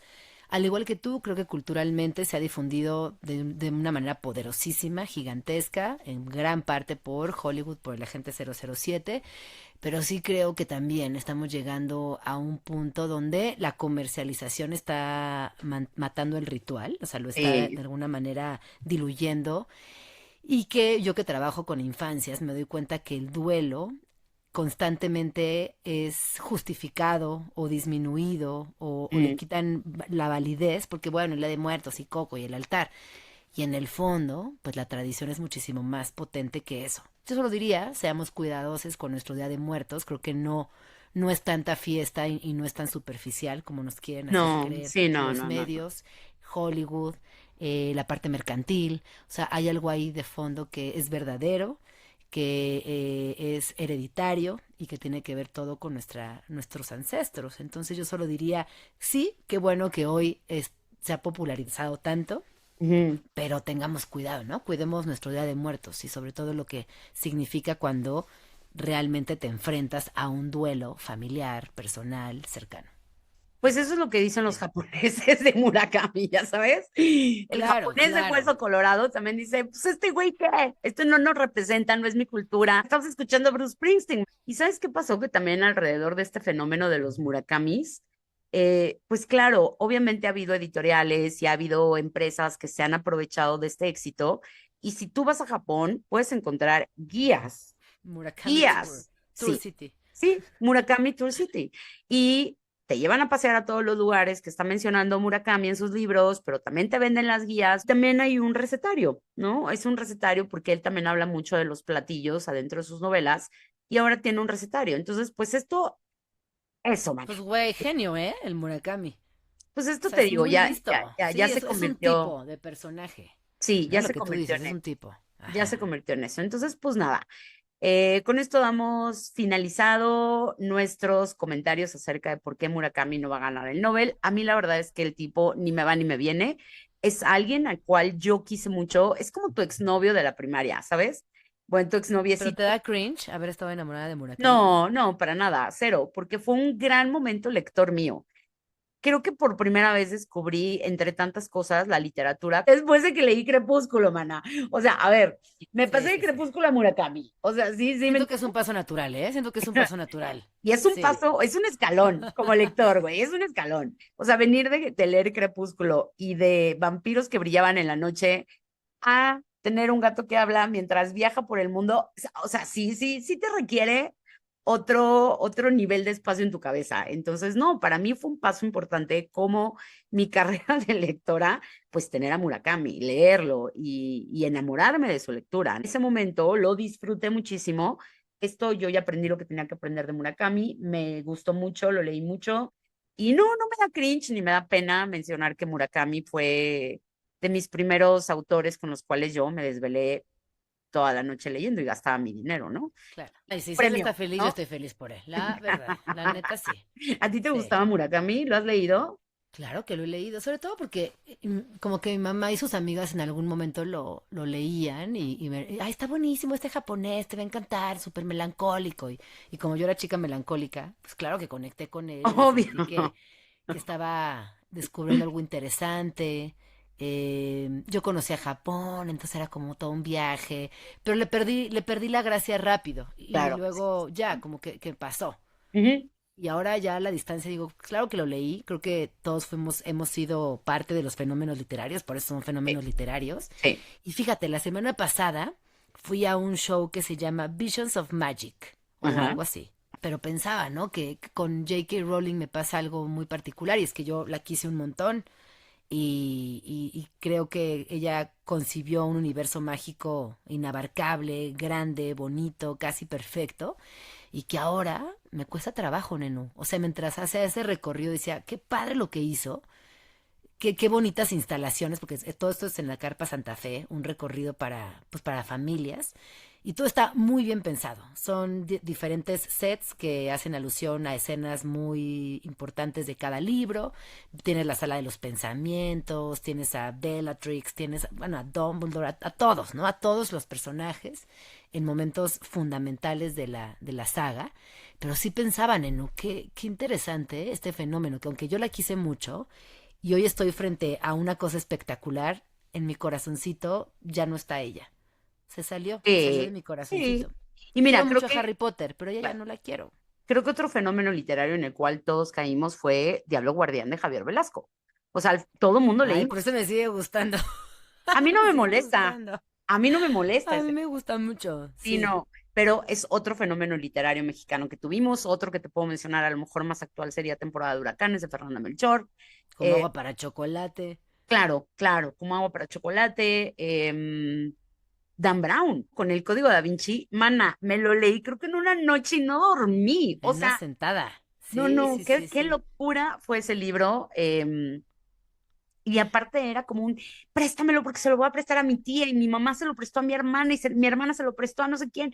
Todo mundo leímos ese pinche libro, güey, pero no me arrepiento, yo no me arrepiento. Y ese señor qué? ¿Se sostuvo a lo largo de los años o ya no sabemos nada de él? ¿O Ah, es fue que luego te voy a bestseller decir, y no, sí, luego sí, ya pasó no, mejor vida? sigue Porque escribiendo. de ese libro hasta se hizo película y creo que todo lo que tiene un momento histórico importante te engancha. O sea, no puedes no caer en ese lugar común que es fascinante de la historia y sentir que conoces y que el renacimiento y que Italia, la pista y el elemento secreto, pues claro que es emocionante. Sí, es muy emocionante. Creo que a todos nos impactó mucho el Código Da Vinci. Creo que nadie se esperaba un bestseller de ese tamaño, que te tuviera de verdad. Era un thriller que te tenía sentada a la orilla, que tenía que ver con el Santo Grial, la Capilla Sixtina y los secretos y Roma y andabas con él por todos lados. O sea, a mí me pareció fascinante el Código Da Vinci como fenómeno de lectura. Después sacó uno que se Sí. llama Ángeles y Demonios, que mira, sí lo leí, la verdad es que ya me resultó como no tan impactante como el código y después sacó uno que se llama Infierno, El símbolo perdido, Origen, que yo ahí ya, por ejemplo, ya no le entré. O sea, yo me quedé en Ángeles y Demonios, que fue, creo, si no estoy diciendo tonterías, fue el segundo que sacó y de ahí ya despegó su carrera. Obviamente también es putibillonario, putibillonario. Sí, pero a diferencia de Murakami J.K. Rowling, él no se hizo un rockstar, no sale en las revistas, no sabemos en qué lugar cena, con quién se involucra sentimentalmente. O sea, creo que fue un tipo mucho más discreto.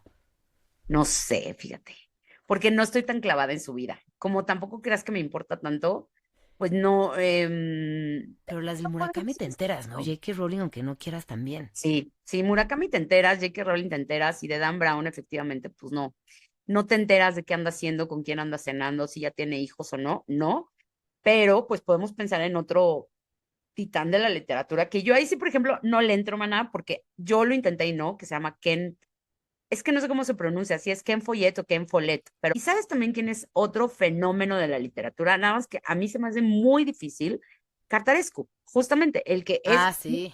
ese sí, para que veas, pinche nivelón, Sí. pinches historias así mamonas, pero yo cuando lo he intentado leer, me atraganto, güey, o sea, no A mi puedo. amiga Brenda le fascina. Y le fascina, le fascina, le Sí, sí, sí, fascina. sí, y te voy a decir, Vino a una fil. es que Ajá. vino y estuvo en Gandhi, no me acuerdo hace cuántos años, la gente, Gina, llegó a multitudes para Cartarescu y aparte le llevaban todos sus libros, ¿eh? No creas que compraron uno, no. La gente llegaba con sus libros anteriores y le decía, ¿me firmas estos 10 por favor? Y el señor feliz firmándole a todo mundo. Si se acuerdan ustedes de otro fenómeno de la literatura que no lo tenemos a la mano, pues sí, pero tienes razón. Como agua para chocolate también fue un hitazo aquí, sobre todo en la, bueno, Cien años de soledad, ¿no? Tampoco nos vayamos lejos, obviamente. 100 años de soledad. Cien años de soledad, Y, y bueno, han habido muchos, también de ciencia ficción, Dune, que ya saben que yo adoro ese libro, pues es un claro, fenómeno literario gigantesco. claro. El Todo Señor lo de los que Anillos, Isaac Asimov, Los Tronos, Game of Thrones, sí, tienes razón.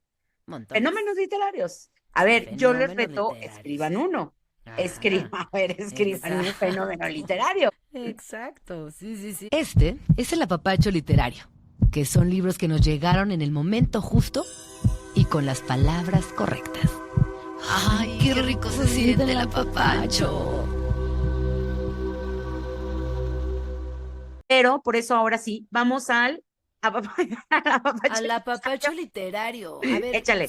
solamente al apapacho literario rápidamente. Yo les quiero hablar de un libro que yo no lo conocía, Neno, pero al parecer fue un fenómeno literario en los años 80. Se llama Las diosas de cada mujer, una nueva psicología femenina. Y tú dirás, qué raro que Jen esté leyendo esto. La autora es Jan Shinoda Bolen. Y ese es un libro padricísimo que resulta como las diosas de cada mujer complementan sus propios patrones internos. A mí, por ejemplo, me gusta pensar en Hera y Afrodita como las dos diosas del amor por excelencia. Y aquí la especialista nos sugiere, por ejemplo, que Hera es la diosa del matrimonio. ¿Quién fuera? Hera fue la esposa oficial de Zeus, del máximo dios del Ah, panteón griego. Pero ella era su esposa oficial, la mamá de sus hijos, el amor de su vida, la que se lo traía en chinga al margen y a la cual le obedecía en todo.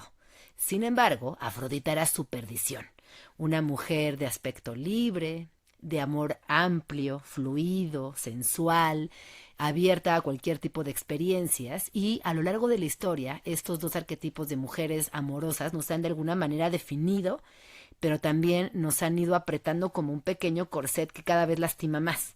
A mí lo que me ha encantado de este libro es entender cómo, desde las respuestas del presente, ella asiste a estas diosas, está por ahí Demeter, Perséfone y todas las diosas, y nos explica cómo cada una, de alguna manera, recupera ciertos aspectos de mujeres actuales. Me gusta que habla, por ejemplo, de la vulnerabilidad, habla de cómo también, aunque pareciera que esto es muy lejano, Nenu está más cerquita de lo que pensamos. Entonces, pues yo se los dejo rápidamente, resumido, porque tenemos poco tiempo, pero este es un apapacho literario que les quiero compartir.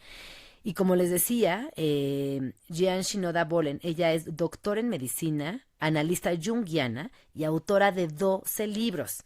siendo este el que pues más récords de venta ha tenido, pero sobre todo creo que es eso, que de alguna manera logra desde los feminismos entender a las mujeres contemporáneas dependiendo de cómo se comportan, cuál es su visión del amor y lo que decía del corset, pues pareciera que ella llegó y lo fue soltando de a poco. La verdad es que me gusta, me ha gustado mucho también, mucho, me ha gustado mucho también entender a mis amigas a través de pues de este libro, como hay unas más pasionales, unas más metódicas, unas a lo mejor más silenciosas, pero no por eso menos activas. Y sí creo que Las diosas de cada mujer es una obra fundamental para entender la psicología y si a ustedes les gustan los arquetipos, les gusta hablar de su personalidad, de sus deseos y de la mitología griega, pues este es un libro que es fabuloso. Les voy a resumir rápidamente cómo divide Bolen a las diosas. Ella las divide en tres grupos. Las diosas vírgenes, y entre paréntesis independientes, que son Artemisa. La cazadora, hermana de Apolo, representa la autonomía, la determinación y la conexión con otras mujeres y con la naturaleza. Y no vive a través de los hombres. O sea, Artemisa, wow, Sí, que le exacto. vale madre los hombres. Dice, yo Total. independiente, o sea, chido si me enamoro, pero si no, no hay problema. Luego tenemos a Atenea, que esta es muy famosa, ¿no? Ah, La me encanta Atenea. Atenea, sí. Ella es estratega, es símbolo de la sabiduría práctica y el intelecto, y es una mujer muy pensante, es la mujer racional, la profesional, la que está enfocada en sus logros y sus estructuras. Luego tenemos a Estia, dentro de este grupo de las independientes, que ella es la diosa del hogar interior, encarna la serenidad, la introspección y la espiritualidad tranquila. Estas diosas actúan con independencia emocional y su identidad no depende del amor o del reconocimiento masculino. O sea que si ustedes se identificaron con alguna de estas tres, las felicito, chavas, están increíbles. Luego tenemos a las más vulnerables. Hera, que es la diosa de diosas, como ya les decía, la esposa de Zeus, que ella representa el matrimonio, la fidelidad y el poder a través del vínculo con el otro. Esta sí dice mi marido y yo podemos, power couple, tal. Su Ajá. sombra surge cuando se define como la esposa de. La esposa de. Luego tenemos a Demeter, que es la madre nutricia, protectora, generosa, pero puede perderse en la entrega total a los demás. Luego tenemos a Perséfone. Ella es la doncella transformadora, en reina del inframundo, simboliza el crecimiento interior, la empatía y el despertar espiritual tras la pérdida. Estas diosas necesitan conexión emocional y pueden sufrir por amor o dependencia, pero también son las que más evolucionan a través del dolor. Y por último, tenemos a la diosa transformadora Afrodita, que a A mí la me Aphrodite. encanta Sí. Afrodita. Ella es la diosa del amor y la creatividad. No se trata solo de la sensualidad, sino de la capacidad de conectar profundamente, de inspirar belleza, arte, deseo y transformación. Afrodita es el puente entre los mundos, puede unir cuerpo y alma, razón y emoción, pero también deseo y espiritualidad. Así que bueno, está bien interesante, Nenu, porque yo la verdad no le entro mucho a la psicología, o sea, no es un departamento de la mente que me seduzca particularmente, tampoco lo entiendo del todo.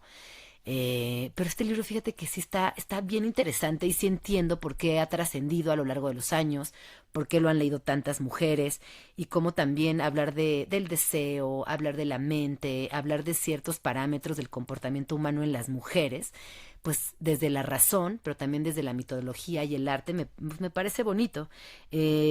Búsquenlo, ya me contarán. Yo estoy empezando a leerlo, pero cuando lo tenga ya dominado, se los traigo porque está bueno. Siento que está bueno revivir este texto y eso, ¿no? Que tengamos una reflexión que a lo mejor nos ayude a encontrarnos desde otro lugar, sí desde la psicología, pero también desde la historia y la mitología. Yo lo que pienso es de todas estas mujeres de la antigüedad, oye, eran bien poderosas, bien sangrientas, querían dinero, querían poder, querían manejar ejércitos. ¿Dónde están Ujú. hoy? Ahí andamos, ahí O sea, andamos. Ah.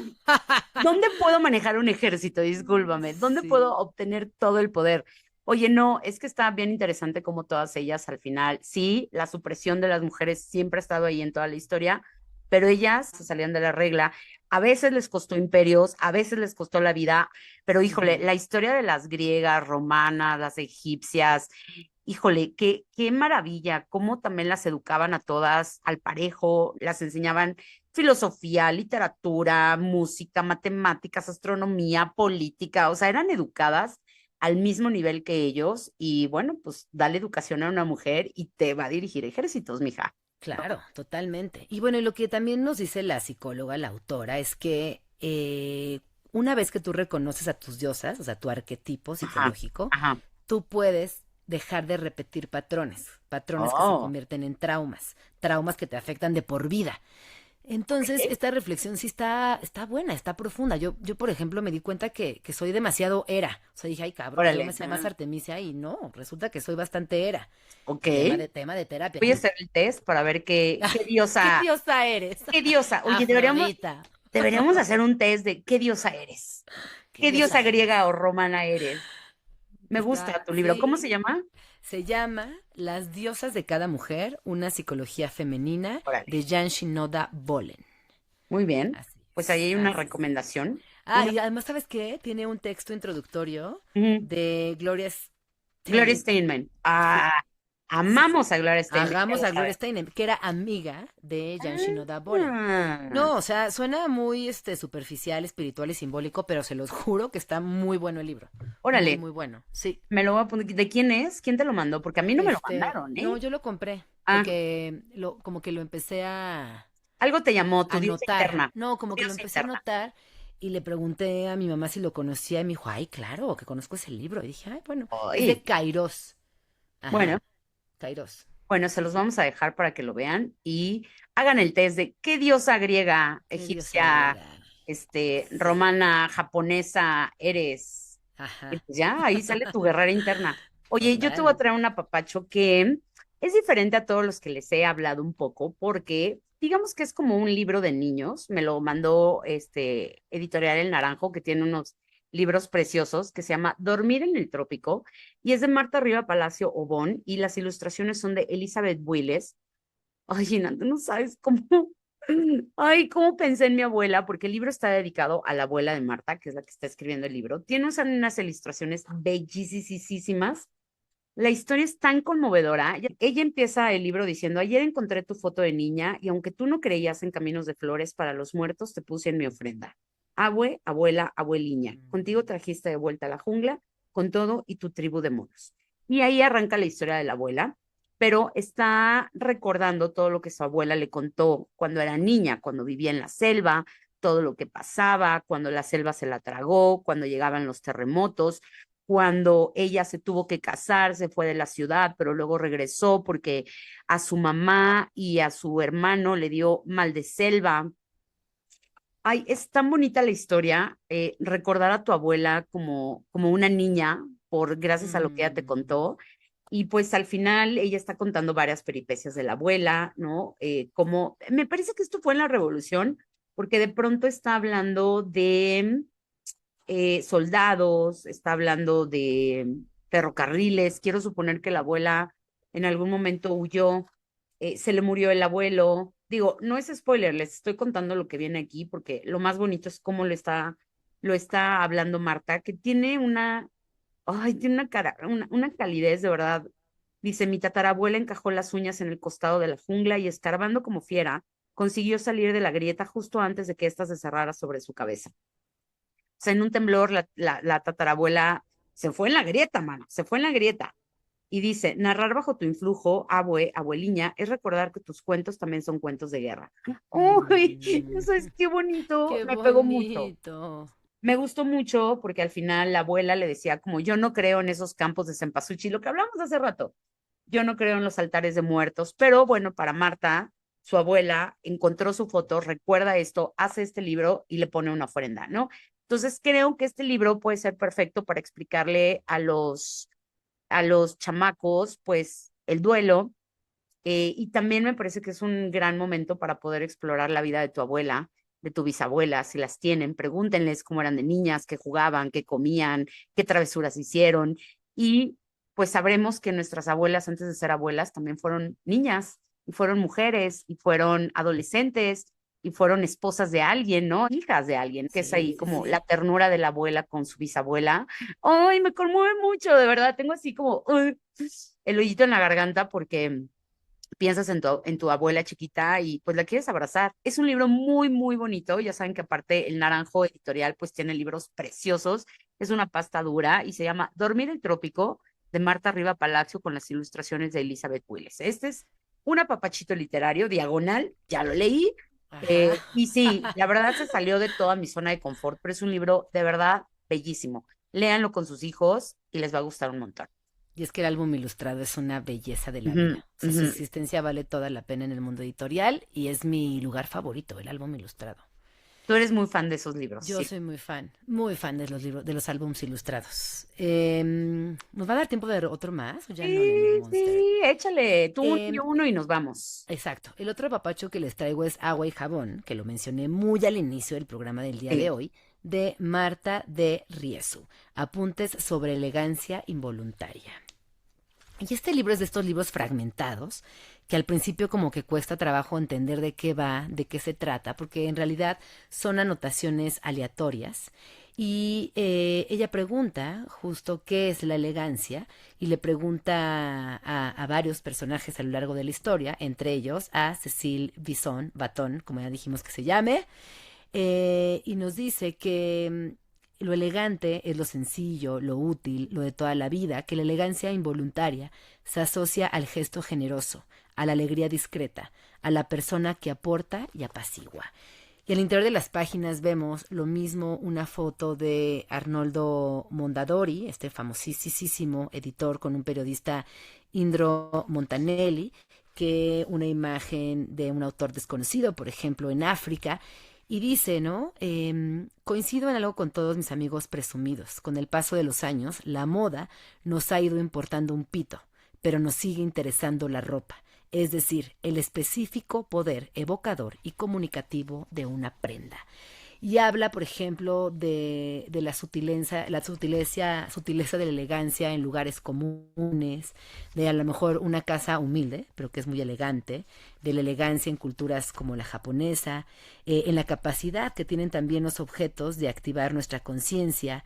Nos dice, por ejemplo, que los objetos son nudos de relaciones con la vida de los demás, círculos de continuidad entre generaciones, puentes que conectan historias individuales y colectivas, y además se divide como en partes que están interesantes. De entrada, vemos hablar de los temperamentos, luego vamos a hablar de los objetos y se va abriendo hacia muchísimos nombres de poetas, de artistas, de fotógrafos. Luego tiene los lugares, luego habla de las afinidades. Y me ha costado trabajo en el sentido de que hay muchos nombres que no reconozco y que continuamente tengo que estar apoyándome en la compu para ver de quién me está hablando, pero sobre todo en esta época sentimos que todo lo que se ve, lo que se nota, lo exagerado es lo valioso y este libro justamente nos invita a conectar con historias individuales, con historias casi secretas, con sutilezas. Está lleno de arte, de fotografía, de pasajes poéticos, de personajes que además han sumado mucho a la creatividad en el mundo. Y se llama así, Agua y Jabón, de Marta de Riesu, apuntes sobre elegancia involuntaria, y es de Anagrama. Me gusta. Oye, de ahí Mucho. sacaste lo de Cecil, de ahí sacaste lo de tu vestido. ¿Ves cómo sí la lectura influye en tus Influye decisiones? un Y montón. ahorita que estabas hablando de la elegancia y de cómo te vestiste específicamente para esa boda, ahí está. Cómo el libro sí te llegó a influenciar de manera creativa y Sí, modística para que te fueras hacia. Mira, modística. y te voy a decir, fíjate todo lo que sacaste de un Sí. nada que leíste. Cecil, y luego nos fuimos a su historia, y luego No, y eh, luego hoy en la mañana estaba pelando una naranjita chiquitita, una naranja bebé. Decía que es la fruta más bonita del mundo, una ¿viste? una mandarina bebé, preciosa, ¿no? Oye, Como llena de textura, de olor, de sabor. tu libro es Sí. viejo, por lo que veo no es contemporáneo, ¿verdad? No es novedad. Fíjate que no, es del 2022, o sea, no es Sí. tan viejo. Sí, es del Me gusta, 2022. me gusta tener esas pequeñas reflexiones.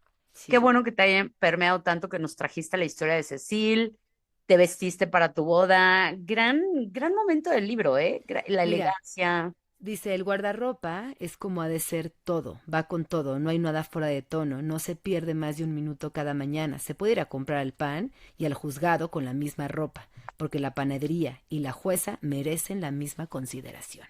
La panadera y la jueza. Merecen la Ámonos, misma consideración. No, es ámonos. bellísimo este libro, la verdad está bien, bien bonito.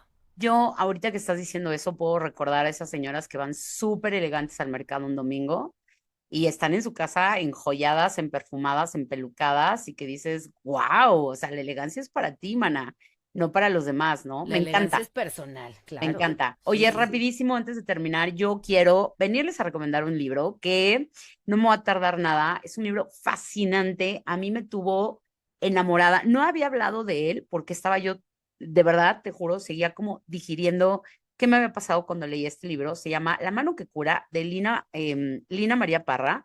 Es una colombiana que, por cierto, si van a estar en la fil, por favor vayan a verla. A mí ya no me da la vida, pero va a estar el viernes 18.